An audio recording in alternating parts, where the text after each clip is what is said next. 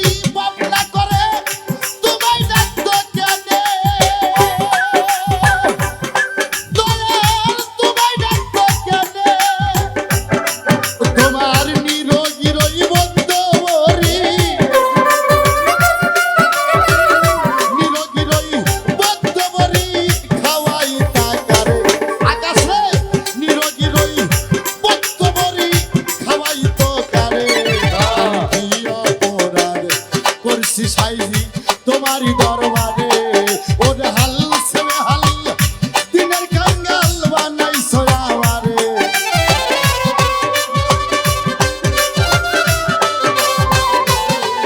ওরে হাল সে বেহাল, পথের কাঙ্গাল বানাইছো আমারে, আমি কি অপরাধ করেছি দয়াল তোমারই দরবারে, আর কি অপরাধ করেছি সাইজি তোমারই দরবারে।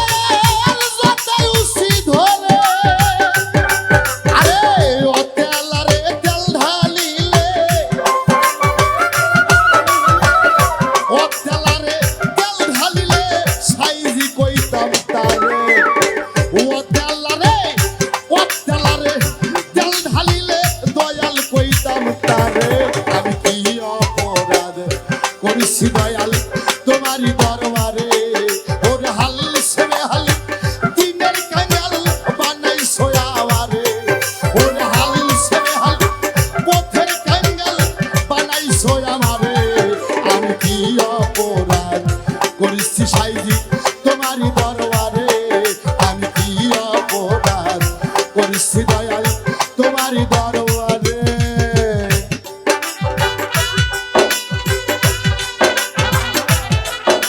বাবা